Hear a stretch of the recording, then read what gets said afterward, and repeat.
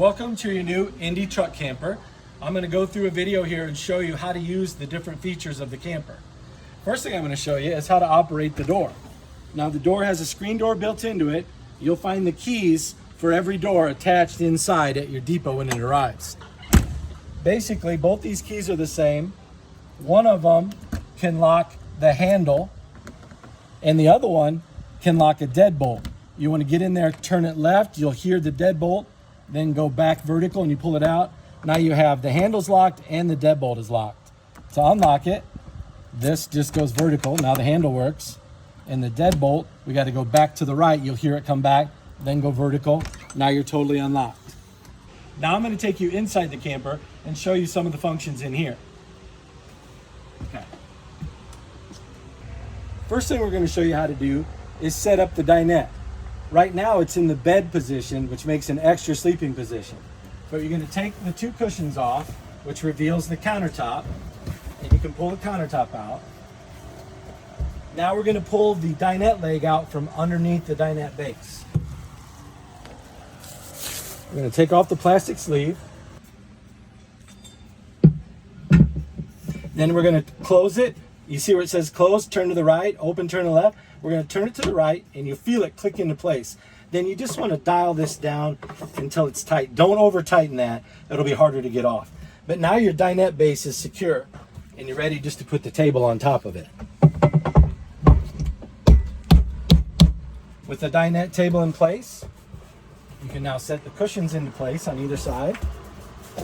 You'll notice that the back of the cushions has a Velcro strap that lines up with Velcro on the wall, and that will help keep them in place after the dinette is set up. And you have your dinette ready to go. When taking the dinette apart, you will loosen the plastic sleeve and then twist counterclockwise and it'll come right out. And then you can store that underneath the dinette area. Each unit comes with a pull-out queen bed. And what you see here is this tray slides all the way to the end and you just push that mat back, shake them into place, and now you've got a nice queen bed setup. And when you go to take it down in the morning, you can just lift the cushion up, push the sliding tray all the way back in, and then reset your cushions and you're ready for travel. Each of the windows is designed with a slider mechanism, which means you can unlatch it and slide it open to let a breeze through the coach. It also has shades that can be pulled down for privacy and pushed back up when you're done. When you slide the window back into place, you got to make sure the lock is open and then you can lock it into place. You'll notice that the window on the passenger side of the camper is larger, also has the exit label. That's because this is an egress window in case of emergency and you need to go out of this. You just pull the handle so it's in the straight position and you can just push it out. It also allows for airflow. Instead of being a slider window, egress windows have to be pushed out like this. If you should need to exit the camper this way, you will just pull on this red tab and pull the screen loose and take it right out, and you can just push this out and get right out of the coach.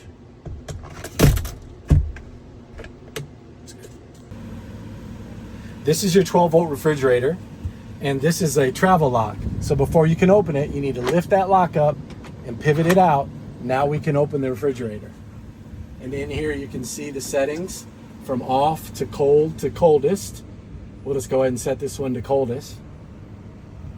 There's room in here for cans, other storage. Nice 12-volt refrigerator. And then when you close it, we recommend putting the lock back in place just so you don't forget.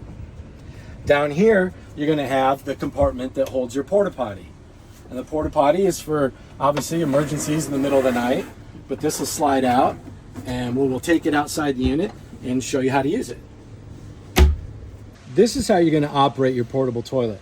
First of all, you need to fill the top tank, which the top half is a tank, fill this with water. Then, before you use it, you're going to use this flush sprayer where you just push down, the water will come out here. You want to get some water in there before you use it the first time. After you use it, on the front, this handle that says pull, you pull that, and if you look inside, then the waste will go down into the tank. Then you can close it, you can put some more water in there using the push flush, When your tank is full, there are 2 brackets on either side that you will undo, and that will allow you to separate the top from the bottom. And now you can take this and dispose of the waste. You can probably wash it out, bring it back. This is a gauge that will tell you how full the tank is, by the way. As it gets closer to red, that means to empty the waste, it has this orange handle that will actually swivel down, and it has a lid on it. Obviously be prepared, because when you take this lid off, the waste is coming out. So you will be over the disposal area or in the woods, wherever you're going to be. But when you take that cap off, the waste is going to go out. If you need to let some air in there to help it, or actually spray some water in there, you can use the flush pull and pull that back and spray water in there to really get this thing cleaned up. When you're all done getting rid of the waste, make sure you put the lid back on tight and swivel that back into place. Then it's ready for the top to be put back on it and get going again. We'll go ahead and make sure that this is lined up. Locks into place. Locks into place. And you're ready to go again. Again, fill this up with water. Here's your flush to get water inside of there to get you started. And this is the pull handle that lets it go down into the storage tank. Inside the camper, you'll find 3 switches. The first one, nearest to the door, is the interior lights on the ceiling. The second switch is the outside porch light just outside the entrance door. The third switch is an extra, it doesn't do anything. What you're going to see here is a 110-volt electrical system. When the unit is plugged in, you can utilize this to charge things, to run 110-volt appliances. We have one on both sides of the camper. And down here, you're going to see chargers. This is USB chargers, and this is a 12-volt cigarette-style charger. There's storage here underneath. This is your solar charge panel. When it's hooked up and on, you'll be able to go through the settings and see how much the batteries are charged and how much solar is being pulled from the roof panels. This is your fuse box, and it will have the fuses listed here, and you'll see them over here. So if you run into an issue with a fuse, a breaker might have popped, or a fuse might have burned out, this is where you're going to go to replace it. Now we're going to talk about the function of the max air fan on the ceiling. What you see here is the on-off button. When you power the coach on, it would automatically open up the vent on top and start the fan. Now, a couple things. There's 2 settings on this, one to blow air out and one to blow air in. So if you come back to the camper after a day of great activities and the camper's hot, go ahead and make sure it's blowing out. Open your windows, get nice airflow going. But at night, you're going to want it to have the air in, so I'm going to hit the in-out button. It's going to slow down, then it will reverse, and it'll start blowing air into the camper. What you see here is a rain sensor. The rain sensor's on unless you turn it off. And if I push that button, the red light for off comes on. But most of the time, you're going to want that rain sensor on, because if it rains, it'll automatically shut that top vent. There's also a setting here that will hold it at 76 degrees. So if you're gone from the camper and the camper's plugged in, or even run off the battery, it will automatically activate itself every so often to keep the unit cooler. And when you're all done with it and you're ready to get back on the road, you just push off, make sure that that vent closes all the way, and you're good to go. Now we're going to move to the outside of the truck camper and show you some of the features out here, including our outside shower.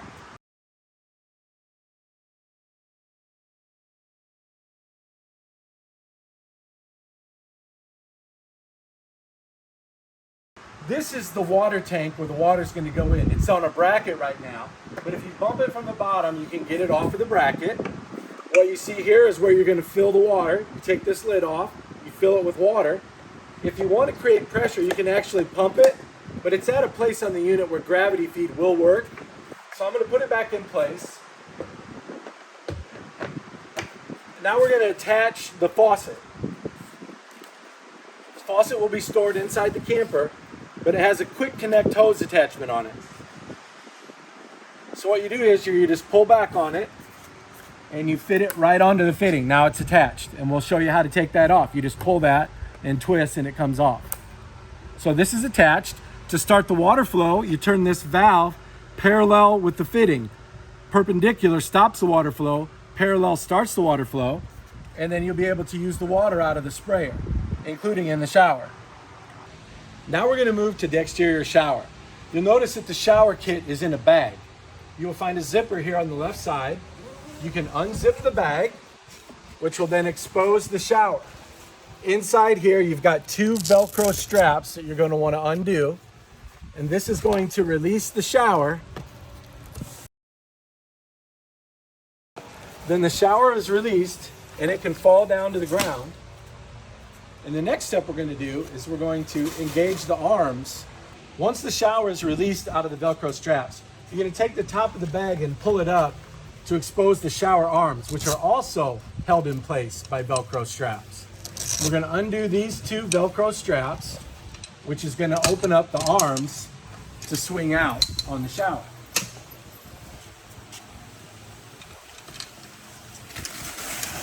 This will also automatically open up the shower, and you'll just have to pull it a little wider. Okay, once the shower arms are out and the shower is spread into place, you can see here at the bottom, it comes with stakes. You can stake it into the ground on both sides. And it also has adjustments up here at the top. If you want to raise it, if you got someone who's 6'6" or something, and they want this to be a little taller, you can raise it up. But you can also then engage your sprayer and hang it over the top, or just put it in here and use it yourself while you're taking the shower. For additional privacy, some customers may choose to put the portable toilet inside the shower enclosure. Now, the shower does come with a floor, and it's up here, and you can pull it out, and it not only has a floor, but it has an optional ceiling if you'd like that in your shower for more privacy. But this will just come right out, and it stores up here above the shower surround inside the bag. Now, when you go to shut down this thing and put it back in, there's a lever right here that you can push that will release the arms to close the arms in, and then you can roll the shower right back up and put it in the bag, and we'll show that here in a second. All right, now when you're collapsing the shower, you're going to push this in. It's very important that you watch the straps inside here and lift them up when you're closing the arms, because it needs to go underneath those. There we go. And I'm going to collapse this arm. Also watching the strap to get it over the top. Same with this strap, over the top. Once the bars are back in place, the two center Velcro straps will be used to secure those into place. So I'm just going to tighten those into place. And then I'm ready to roll up the shower.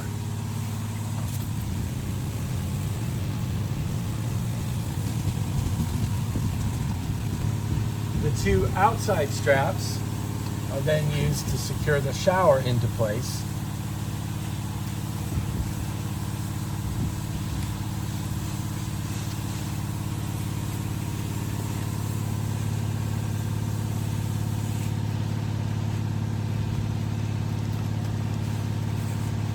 Now we're ready to tuck everything in and zip the shower bag back closed. There you go. Shower's all closed up. Okay, with each coach, you're going to receive a packet. Inside the packet are all of the owner's manuals and installation manuals for the different devices in here, the refrigerator, the fan, the toilet. You're also going to receive manual cranks to crank the jacks, as well as an adapter that you can put onto a drill gun to adjust the jacks up and down. Okay, this is the battery compartment that's built into the dinette base. If you ever need to access the battery, if you need to recharge it at the depot or whatever, it's found inside here. Each camper comes with two power cords. You're going to find a power cord that goes from the camper down to the truck. So when the truck is driving, it will be trickle charging the battery and also running the clearance lights on the camper. The other cord is your main unit power cord, and this is going to be for when you're at a campground or somewhere where you can plug into an outside electrical source. This is a 30 amp cord. You can use an adapter to take it down to 110 if that's the power outlet that you find. We'll take these. This is your unit power cord. It will attach in here and then go into the 7-way plug on the truck. And once you install the camper, make sure that this is hooked up at all times. When you get to a campground, this is your 30 amp power source.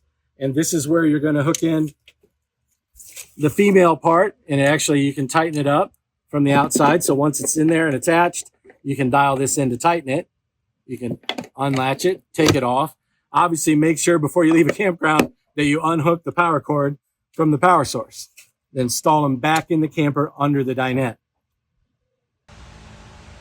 Well, that wraps up our overview of the Indy Camper's truck camper. I hope you found it very informative, and I hope you have a lot of fun using this to camp in.